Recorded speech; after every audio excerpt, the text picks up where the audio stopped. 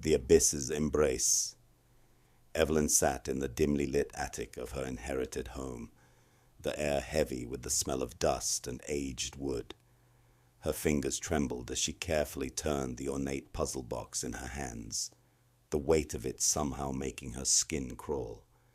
It was cold, unnaturally cold, and the symbols on its surface seemed to shift when she wasn't looking directly at them. Every night, she'd been driven to solve it. Her obsession had reached its peak, and now, on the edge of revelation, she was desperate for what it promised. Her mind was frayed. The nights had become longer, the whispers in her dreams more vivid.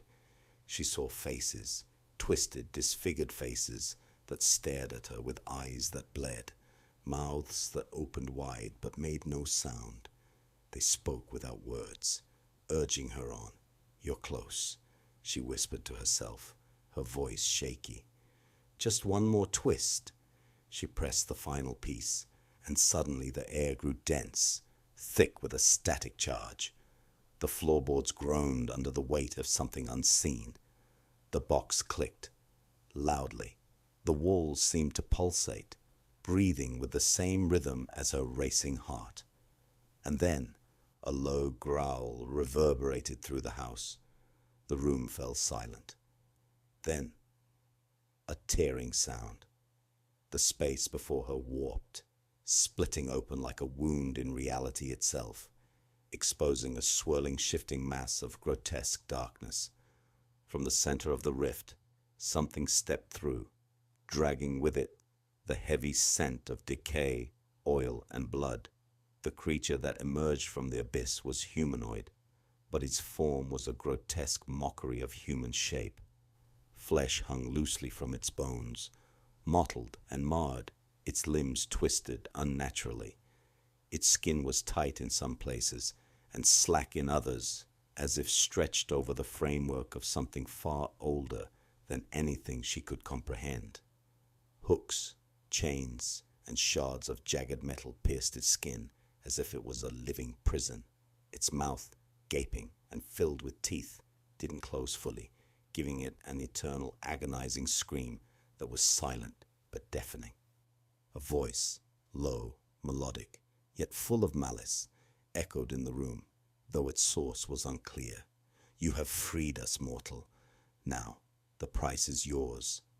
Evelyn's breath caught in her throat as more of the beings, each more disturbing than the last, stepped into the room. Their eyes gleamed with an unnerving hunger. One of them, a figure whose face was a mass of overlapping, bleeding faces, spoke with a voice that sounded like a chorus of screams. "We are the inheritors. We grant what you desire, but only if you surrender what is rightfully ours." Evelyn stumbled backward, her hands trembling. What do you want from me?" The creature closest to her tilted its head, its hooks scraping against the floor with a noise that made her teeth rattle. "A soul. Not just any soul, but yours. You wish to be greater than you are, to create beauty from the void. The price of such power is steep, and you must pay it. Surrender your soul, and we will make you an artist beyond reckoning."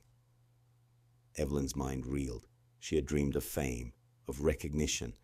Her art had never been enough, and now the opportunity to be truly great lay in front of her. But the fear gnawed at her. I don't understand. You're monsters." The creature's face split into a cruel grin. "You misunderstand, mortal. We are perfect. We are the ultimate creation, the essence of agony and ecstasy. You have glimpsed a mere shadow of it. But the cost is your soul." The room darkened further, the shadows crawling along the walls like sentient creatures. Evelyn felt her skin prickling, her heart pounding against her chest. She could feel them watching her, waiting. How do I know this isn't a trick?" she whispered, eyes darting around. Another figure, this one with eyes sewn shut, spoke in a voice that was both a caress and a threat. "You'll know. because we take what is ours. You won't remember the decision you make, but we will, and the void will consume you, slowly, sweetly, until you are as we are. Her fingers hovered over the box again, but it felt like a dead thing now, cold and unyielding. She could already feel it, a pull, a darkness creeping into her very thoughts. Evelyn shook her head, trying to resist. No, I won't. I won't give you my soul. The air in the room grew suffocating. The creature with the bleeding faces reached out, its fingers elongating like claws, and gently traced her cheek. It's too late for that. You have already made the first sacrifice. The abyss is hungry, and it will have its feast. The only question now is whether you will be part of its creation. The rift in the room pulsed with a growing, unsettling intensity, as if it were alive. Hungry. Evelyn's breath caught in her throat, and she tried to move, but her legs felt like they were made of stone. In a final, desperate plea, she asked, "What will happen to me if I refuse?" The figure with the sewn-shut eyes smiled, a smile that was both pitying and cruel. "You will fade. Your art will wither. Your life will become meaningless. The abyss will let you suffer the ultimate fate, to create without soul, without purpose, for an eternity."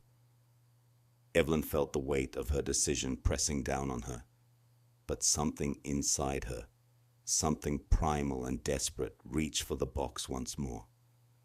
"I want to be great," she whispered, her voice trembling with both terror and desire. "Give me the power!" The rift flared, and the creatures closed in, the final price already paid. As Evelyn's soul was torn from her, her scream joined the chorus of the inheritor's eternal agony. The abyss had claimed her, and the world would never know the horrors she had invited into it.